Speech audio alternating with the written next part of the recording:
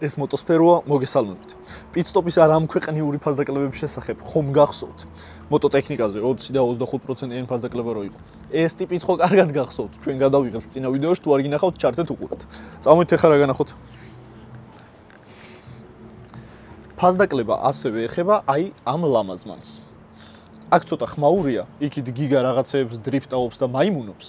შევიდეთ შოურუმში და შოურუმში უფრო წყნარად და დალაგებულად გეტყვით ვინ არის და რა არის ეს. 20 და 25%-ო ისევ ოქტომბრის ბოლომდე. ანუ 20 და 25. მე-4-დი. 1 2 3 4 ეს აკლდება. ხო არა გადავა. წარმოგიდგენთ აპრილია SR GT200-ს, რომელიც აღჭურვილი არის 174 კუბიანი ძრავით, გამოიმუშავებს 17.4 ცხელის ძალას.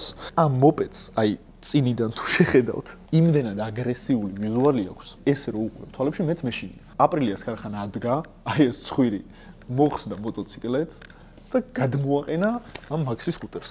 ასევე რასაც ყურადღებას ვაქცევ და ალბათ ყველა ის ადამიანი, რომელსაც უნდა მსგავსი ტექნიკის შეძენა, არის საბარგული. აი ესე ირება. საბარგული ტევადია, წარმოებელი იძახის, რომ ამ საბარგულშიო ჩაფხუტიც ეტევაო. ხო და აი ახლა ერთად გავუტესტოთ. ეს როგორ პრობლემა ხო არა? იდეალურად. ანუ ყველაზე დიდი პრობლემა ჩემთვის რა არის ხოლმე, იცი? სადმე რომ მივდივარ ორბორბლიანი ტრანსპორტით, ტრანსპორტს კაი დავტოვებ, გავაჩერებ, მაგრამ აი ეს ჩაფხუტი ასე ხელით დამთრევს ხოლმე რა. და აი ამ შემთხვევაში საბარგულში ჩადებ, ჩაფხუტს, დააფარებ და მორჩა. შიშიც არა გაქვს, რომ ვინმე ამას ახდის და წაიღებს. ვერ ახდის და ვერ წაიღებს. ერთ-ერთი პლუსი ჩემთვის, ჩემი სუბიექტური აზრით არის ის, რომ ამ მოპედს უყენია ძალიან დიდი საბურავები. და ასევე აი ეს კლირენსი, ეგრეთ წოდებული დაშორება ბორტიდან ზედაპირამდე არის ძალიან მაღალი. 17 სანტიმეტრი ნახევარი არის კონკრეტულად თუ იმას გაინტერესებთ.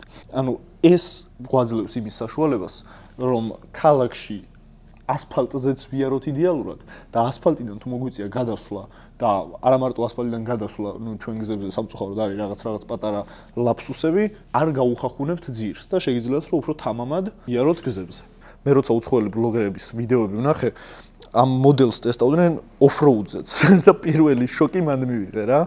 იმიტომ რომ ძალიან ბევრმა გაიყვანა და რაღაც მოხრეშილზე იარეს და მთელი ამბები და ყველა აქებდა, ხო და დღეს ამას რო გავიყვან აუცილებლად ვცდი და ვნახოთ მე რა რეაქცია მექნება მაგ ყველაფერზე, იმიტომ რომ მგონია რომ მაინც სკუტერია და მგონია რომ იმხელა კომფორტს უგზნობაში ვერ მომცემს, მაგრამ ვნახოთ.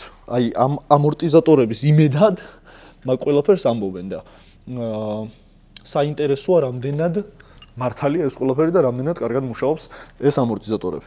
ეს კონკრეტული მოდელი არის აღჭურვილი ABS-თაც, ასე რომ თუ ვინმეს იმის შიში გაქვთ, რომ მკვეთრი დამუხრუჭებისას მოგიცურდებათ, შეგიძლიათ მშვიდად იყოთ და თამამად დაამუხრუჭოთ ორივე მუხრუჭით.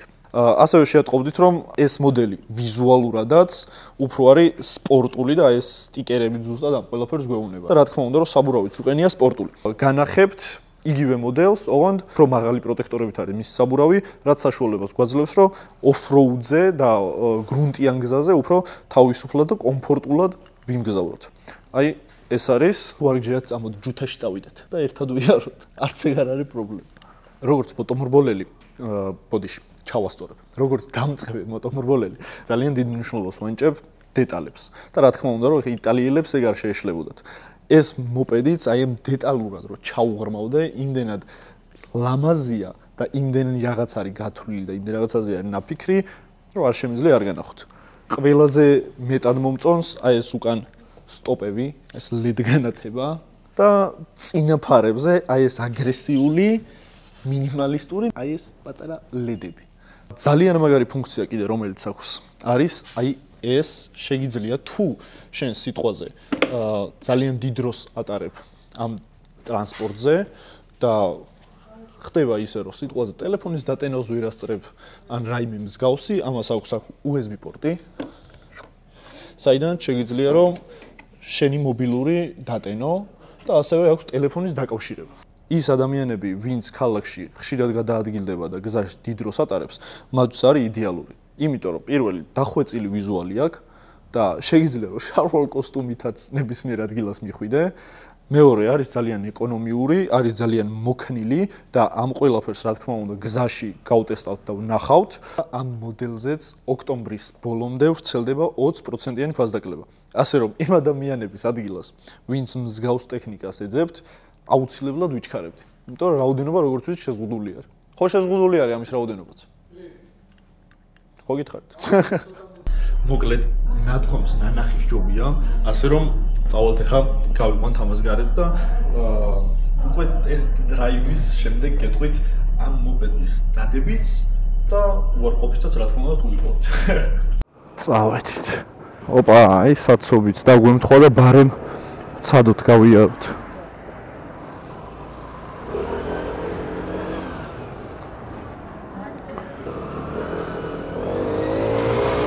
არა, ნუ ჯანი ასე თუ ისე აქვს 200-იანი კი ქვია, მაგრამ ნუ რეალურად 74 ბური სანტიმეტრი ზრავი აქვს.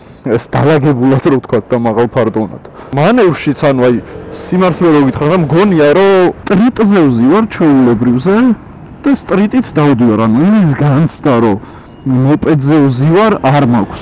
არავინ არ გადმომიკრათ, გეხვეწებით, სულ ახალია.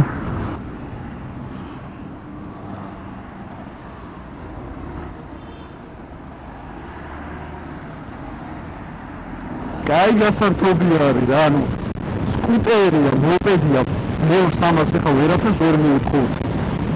ამის საქმე არის, რომ რაღაცა ესე ქალაქში მარტივად იმოძრავ, სხვათა შორის ძალიან რბილია.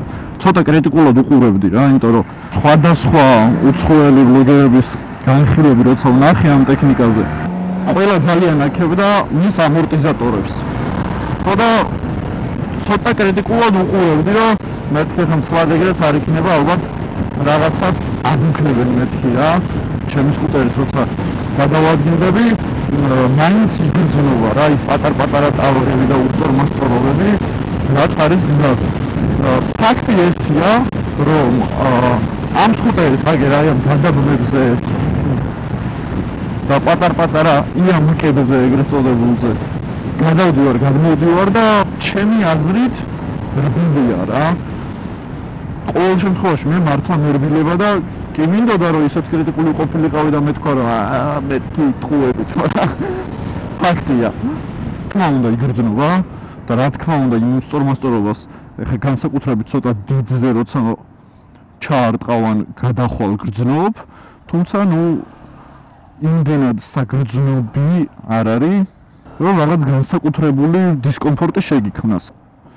მოპედია ეხა ამას ჩვენ ვერ მოვთხოვთ იმას რომ რაღაც 200 იაროს ან რავი ვილი ვაკეთებინოთ ან რაიმე მსგავსი რა რისთვისაც არის შექმნილი იმისთვის რომ ქალაქში კომფორტულად გადაადგილდე A პუნქტიდან B პუნქტში მე მგონი რომ რავი ძალიან კარგად ასრულებს მაგ ყველაფერს მე მგონი რომ ზუსტად ჩვენ რეალობაზე მორგებული როჟა არის იმიტომ რომ ჩვენთან კარგი გზასაც შეხვდები ცუდ გზასაც შეხვდები სადღაც ქალაქში შეიძლება ალბათ ცოტა უფრო გარეუბნებისკენ, მაგრამ გრუნტიან გზასაც შეხვდე. და მაგ ყველაფერთვის გამოგადგება გამოიყენებ, არ იმანებ რა, რომ აუ გრუნტიანი გზაა და ამით რა წამოვედი და რაღაც მიხვალ რა. გრუნტიან გზაზე მეც ძალიან მაინტერესებს რეალურად როგორ ის და სადმე მოუნახავ და აუცილებლად შევიდეთ და ვნახოთ რა ბიჭია ასფალტს იქით.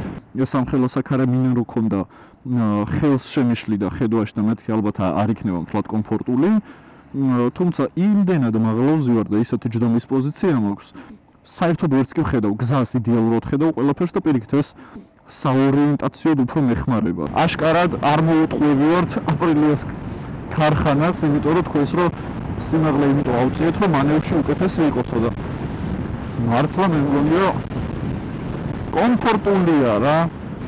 არ დაიღლები, სკამი კომფორტულია, რაღაც ზიხარ, თავისუფლად, აქ ფეხებს გინდა აქ დადებ, გინდა აი ესე შემოალაგებ, მე ესე მერჩევნია. როგორც გინდა მოირგებ შენთვის იდეალურად. აუ, ხო არ გადაო. რამდენად გადავიარეთ, ალბათ კამერაში გამოჩნდებოდა.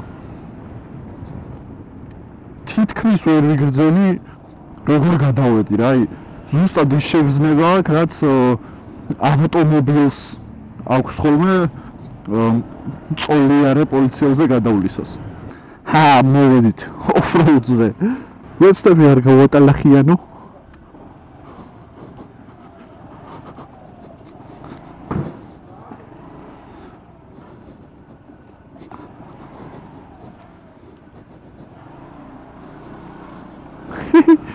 აუ რა კაი როჟა.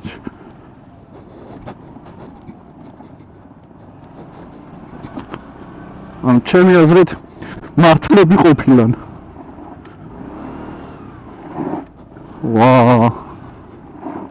ტორმოზიც ჯიგრულად მუშაობს. შვენიერი მოპედი. მოკლედ დაუბრუნდით შოურუმში. გავტესტეთ.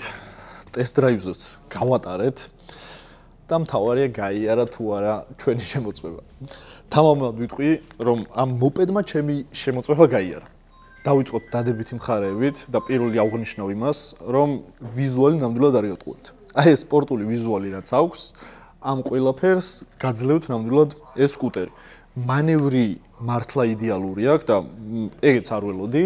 მოკლედ რომ ვთქვა, მართლა კმაყოფილი დავრჩი, მთელი გზა ვცდილობდი რომ რაღაც უარყოფითი მეპოვნა და ერთ-ერთი უარყოფითი რაც ვიპოვე და ნუ ზოგადად ეს ჩემი გემოვნების ამბავი არის, არ მიყვარს აი ესეთ სარკეები და უბრალოდ აი ეს იყო. თუ ჩემზე გამოცდილი ადამიანები ალბათ ხართ აქ ეკრანის იქით და თქვენ გაქვთ და გაგაჩნიათ საკუთარი აზრი და გამოცდილება ამ ყველაფერთან დაკავშირებით, ჩვენ არაფერს არ გვეშინია, ასე რომ შეგიძლიათ კომენტარებში დაწეროთ თქვენ რა შეიძლება არ მოგწონდეთ ამ მოდელზე. მოკლედ არ დაგავიწყდეთ რომ ოქტომბრის ბოლომდე პიტსტოპში ამ და სხვა მოდელებზე მოქმედებს 20 და 25%-იანი ფასდაკლება. ამ მოდელის გარდა, როგორც იცით, ფასდაკლება არის აპრილია ტუონო 457-ზე, ასევე RS 457-ზე და Piaggio-ს თლიან ლაინზე. ასე რომ მე თქვენს ადგილას ვიჩქარებდი და მე უკვე ვატარე და ვიცი რაცა და თქვენს გირჩევდით გამოსცოდოთ.